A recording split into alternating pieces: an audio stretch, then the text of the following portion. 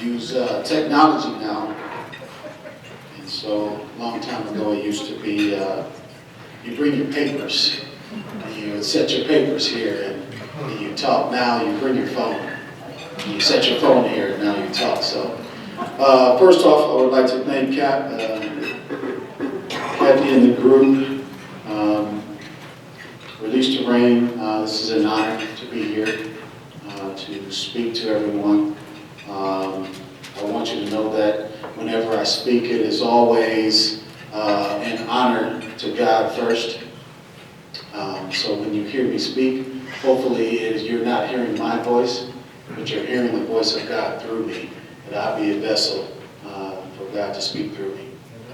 I'd also like to thank those of you who have come here today to hear this message, and my parents for raising me up in the way that I should go. I didn't stray too far, and if I did, I came back. So thank you for doing that and teaching me how to be the man that I am today. Today I want to talk to you about being the light, being the change, all of it that you want to see.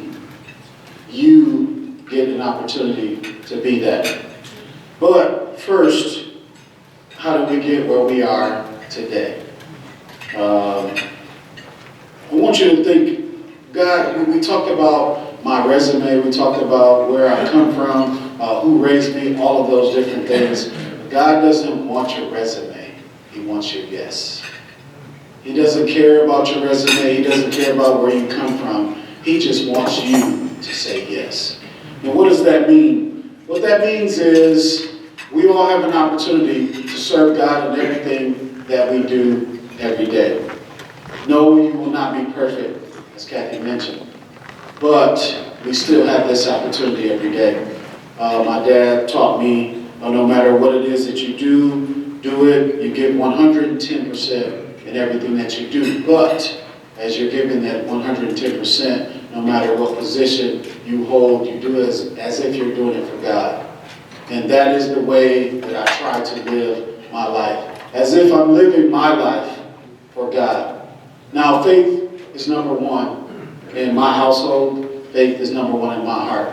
And so when I talk to my kids, I give them the same lessons that my dad gave me, and his dad before that gave him, and our Father God that gave them, so we can continue to pass it down from generation to generation.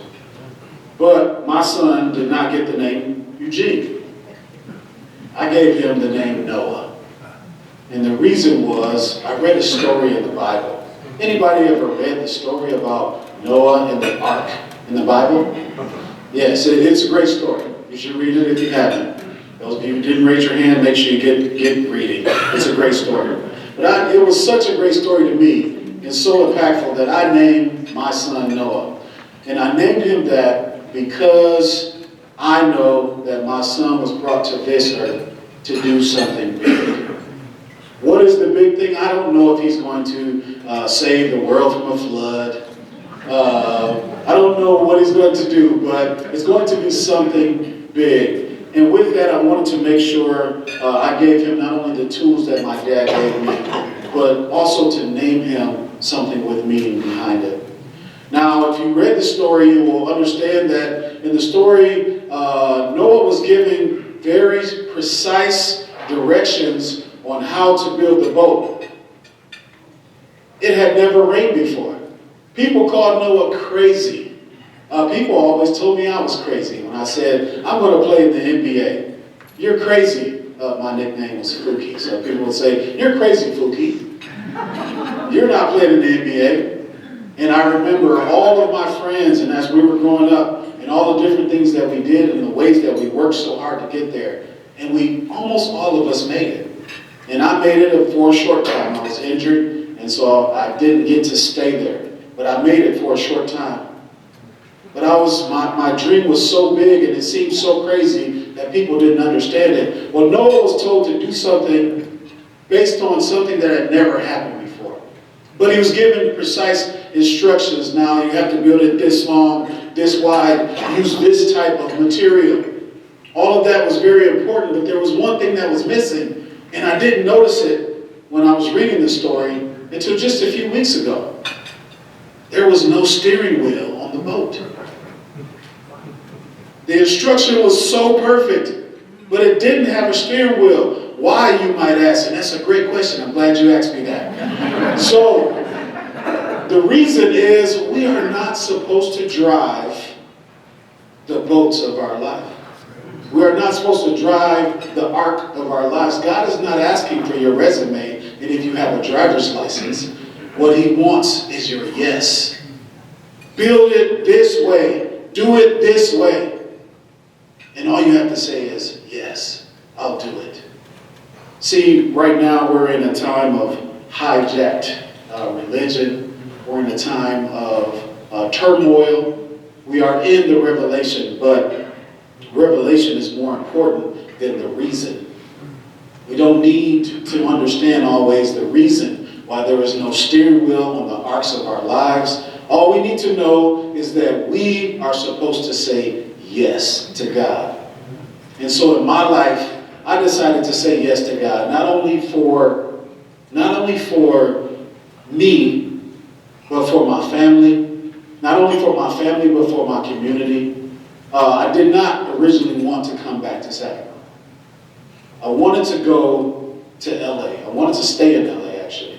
I wanted to go to Florida. I wanted to go to some place that was warm.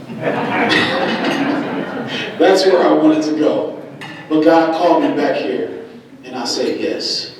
I said yes because I knew there was something that I was supposed to do here in Saginaw. Becoming the CEO, president of the chamber was not my goal. That was not why I moved back home. I came home for family, and I came home because I said yes, yes to God. This is part of the road that I had to take. This is part of there being no steering wheel on my ark. God said, this is what you're going to do. This is how you're going to do it. And I've always said that I was going to go to the NBA. I'm going to make millions of dollars, and I'm going to build a gym in Saginaw, and I'm going to have all the kids that want to play basketball, I'm going to teach them how to play for free. I'm going to do that. And God said, not in that way. I'm still going to do it for you, just not in that way. And so things are still happening, just not in the way that I thought they were going to happen. Because I wanted the steering wheel to go where I wanted it to go. But I got onto the ark with no steering wheel. And this is where I am today. Now I'm helping businesses grow in ways that they may not have seen, or helping small businesses turn into medium-sized businesses. Making sure relationships with larger businesses are strengthened and made stronger. But it all started with a yes. You don't always have to know the reason, but what you need is the revelation.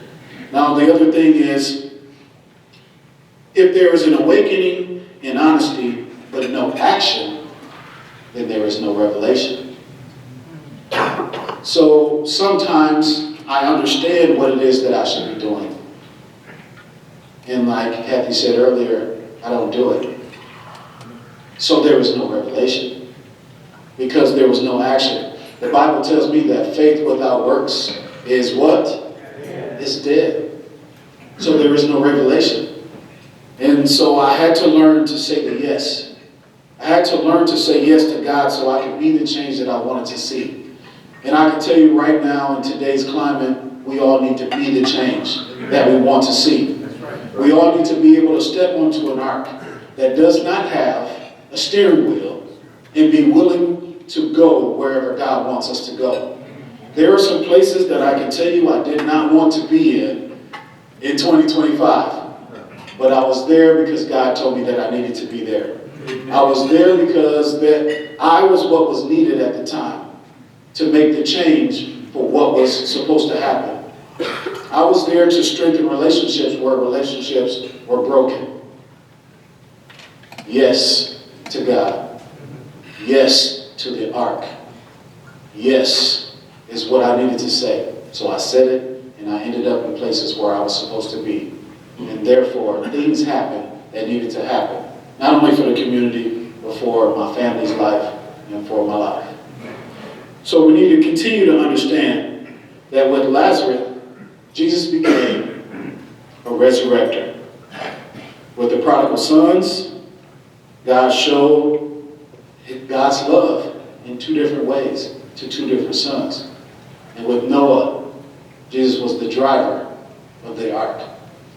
So with you, what is Jesus? What is he going to become for you? With me, he's been the driver of my life. The driver in the front seat while I sit in the passenger seat and say yes. I'm not giving instructions, passenger side drivers. I'm not giving instructions. What I'm doing is I'm living the life that God has told me and taught me and showed me how to live. So what I say to you today is just say yes and be the change and be the light that God has called you to be. Thank you.